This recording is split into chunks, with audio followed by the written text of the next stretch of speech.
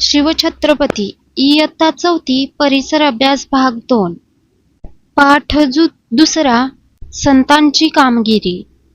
महाराष्ट्रात श्री चक्रधर, संत नामदेव, संत ज्ञानेश्वर, संत चोखामेळा या संतांपासून सुरू झालेली संत परंपरा समाजाच्या विविध स्तरांमधून आलेल्या संतांनी पुढे चालवली। या संत मंडळींमध्ये संत गोरोबा, संत सावता, संत नरहरी, संत एकनाथ, संत शेख महम्मद, संत तुकाराम, संत निळोबा इत्यादी संतांचा अंतर्भाव होता। त्याचप्रमाणे संत जनाबाई, संत सोयराबाई, संत निर्मळाबाई, संत मुक्ताबाई, संत कान्होपात्रा आणि संत बहिणाबाई शिवरकर यांचाही अंतर्भाव होतो। त्यांनी लोकांना दया, अहिंसा, परोपकार, सेवा, समता, बंधुभाव इत्यादी गुणांची शिकवण दिली। कोणी लहान नाही, कोणी मोठा नाही, सगळे सारखे अशी समतेची भावना संतांनी लोकांच्या मनात निर्माण केली। तसेच महाराष्ट्रात समर्थ रामदासांनी आपले कार्य केले। श्री चक्रधर स्वामी श्री चक्रधर स्वामी मूळ गुजरातमधील एक राजपुत्र। वैराग्य वृत्ती धारण करून ते महाराष्ट्रात आले। येथे भ्रमण करत असताना त्यांनी समतेचा उपदेश केला। त्यांना स्त्री पुरुष जातीपाती हे भेदभाव मान्य नव्हते। त्यामुळे त्यांना अनेक स्त्री पुरुष अनुयायी मिळाले। त्यांनी स्थापन केलेल्या पंथास महानुभाव पंथ असे म्हणतात। श्री चक्रधर स्वामींच्या आठवणींचा संग्रह म्हणजे लीळा चरित्र हा ग्रंथ होय। संत नामदेव संत नामदेव विठ्ठलाचे निस्सीम भक्त होते। ते नरसी गावचे राहणारे। त्यांनी अनेक अभंग रचले, कीर्तने केली व जनतेत जागृती निर्माण केली। त्यांनी भागवत धर्माच्या प्रचारासाठी महाराष्ट्रभर संचार केला। त्यांनी लोकांना भक्तीची शिकवण दिली। धर्मरक्षणाचा व भक्ती मार्गाचा खंबीर निर्धार लोकांच्या मनात निर्माण केला। संत नामदेवांनी पुढे भारतभर प्रवास करून मानव धर्माचा संदेश पोहोचवला। ते पंजाबात गेले। तेथील लोकांनाही त्यांनी समतेचा संदेश दिला। हिंदी भाषेत पदे लिहिली। त्यांची काही पदे आजही शीख लोकांच्या गुरु ग्रंथ साहिब या धर्मग्रंथात समाविष्ट आहेत। महाराष्ट्रात तर त्यांचे अभंग घराघरातून मोठ्या भक्तीने गायले जातात। संत ज्ञानेश्वर संत ज्ञानेश्वर आपेगावचे राहणारे।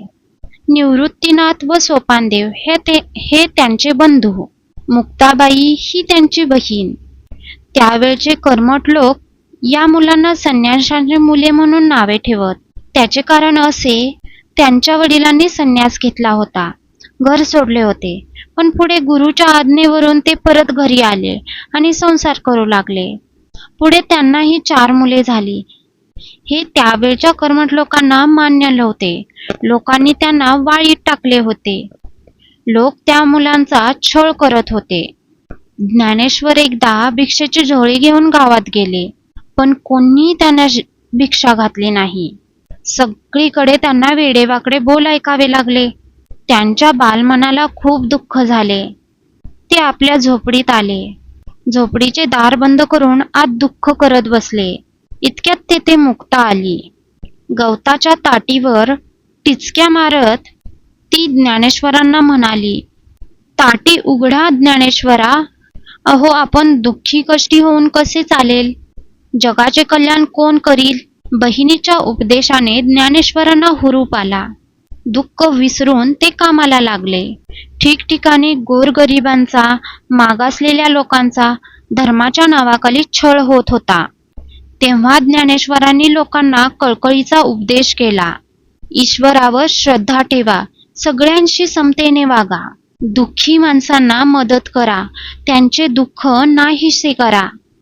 त्यांचा उपदेश गेली 700 वर्ष महाराष्ट्राच्या कानाकोपऱ्यात एकसारखा घुमत आहे। त्या काळात धर्माचे ज्ञान संस्कृत ग्रंथांमध्ये बंदिस्त झाले होते।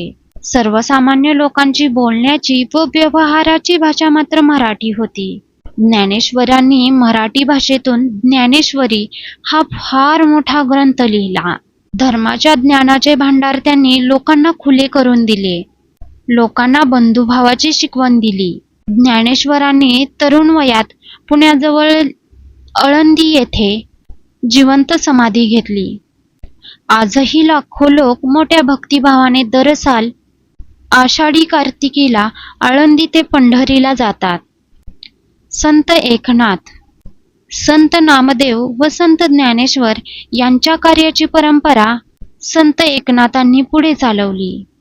ते पैठणचे राहणारे. त्यांनी भक्तिमार्गाचा प्रसार केला. त्यांनी अनेक अभंग, ओव्या व भारुडे लिहिली. कोणताही उच्च नीच भेदभाव मानू नका असा त्यांनी लोकांना उपदेश केला. भक्तीचा मोठेपणा त्यांनी लोकांना पटवला.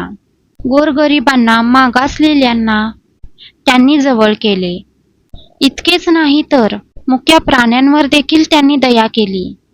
प्राणीमात्रांवर दया करा असा लोकांनाही उपदेश केला. संत एकनाथ जसे बोलत तसे वागत. एके दिवशी ते गोदावरी नदीवर स्नानाला निघाले होते. दुपारची वेळ होती. ऊन रखरखत होते. वाळवंट तापले होते. त्या तापलेल्या वाळवंटावर एक पोरके पोर रडत बसले होते. त्याच्या रडण्याचा आवाज नाथांच्या कानी आला. त्यांनी त्याचे आईबाप जवळ आहेत का यासाठी इकडे तिकडे पाहिले. धावत ते त्या मुलाजवळ गेले. त्यांनी ते पोर उचलून कडेवर घेतले. त्याचे डोळे पुसले. त्याला त्याच्या घरी पोचते केले. अशा रीतीने स्वतःच्या आचरणातून एकनाथांनी समतेची व ममतेची भावना लोकांच्या मनावर बिंबवली. संत तुकाराम.